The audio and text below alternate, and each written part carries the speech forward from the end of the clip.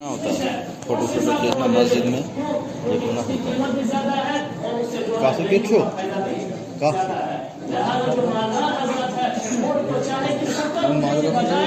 किशमिश की कीमत है ऐसा, इसी तरह खजूर की कीमत है ऐसा, उस कीमत को अदा करेगा ताकि उसमें क्या हो, गरीब को ज्यादा से ज्यादा फायदा हो। लिहाजा इस चीज पर हमें क्या करना है, इंशाल्लाह अमल करने की कोशिश करनी है, क्योंकि वक्त हो गया है। अब आप हजरात के सामने जो है नमाज का तरीका मैं बता दूंगा।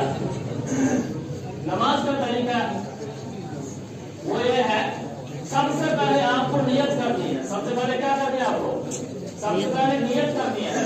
नियत ये है, सबसे पहले नियत कहते हैं दिल के इरादे को। नियत किसे कहते हैं, दिल के इरादे को। और नियत करने के लिए जुबान से कहना जरूरी नहीं है। नियत के लिए नीचे एक दो बंदे ज्यादा नहीं है। सबसे पहले इस बात को याद रखते हैं, ठीक है। 2 मिनट बचे। उसका तरीका यह है कि आपको जो है ये कहना है कि मैं जो 2 रकात वाजिब, मेरे साथ आप दोहराए, मेरे साथ आप दोहराए, 2 रकात वाजिब ईद उल फितर 6 जायद तकबीरों के साथ, 2 रकात वाजिब ईद उल फितर 6 जायद तकबीरों के साथ इमाम के पीछे इसकी नियत करनी है। इमाम की भी नियत करनी है। और रुख मेरा काबा शरीफ की तरफ, रुख मेरा यानी आपका जो चेहरा, आपका रुख कहाँ की तरफ, काबा शरीफ की तरफ, ठीक है। और लिल्लाह यानी अल्लाह के लिए पढ़ता हूँ, ठीक है जी।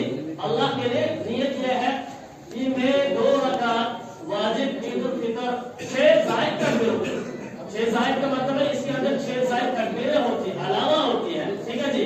6 जायद तकबीरों के साथ इमाम के पीछे अल्लाह के लिए नियत करता हूँ, ये नियत होगी। और नियत आप अपनी जुबान में भी कर सकते हैं, उर्दू में भी कर सकते हैं, कोई अगर अरबी जानता है वो अरबी में भी कर सकता है, और दिल से भी कर सकता है। जुबान से कहना कोई जरूरी नहीं है। अब ये समझाने के लिए जो बोला जाता है, एक तरीका तो यह है। अब नमाज का तरीका क्या है, ये तो नहीं अच्छी। नमाज का तरीका यह है कि सबसे पहले इमाम अल्लाहु अकबर तकबीर तहरीम कहेगा।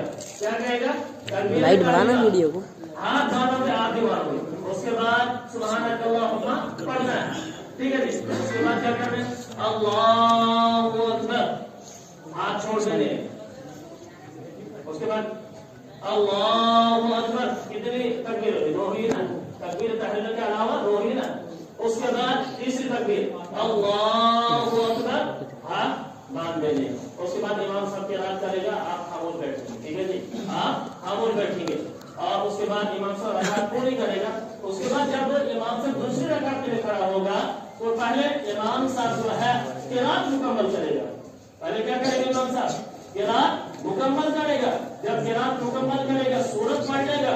उसके बाद 3 जायद तकबीरें इमाम कहेगा, लेकिन हाथ छोड़ देगा, 3 जायद तकबीरें। और चौथी तकबीर में इमाम साहब हाथ नहीं उठाएंगे, हाथ उठाएंगे और डायरेक्ट नीचे जाएंगे, डायरेक्ट नीचे जाएंगे।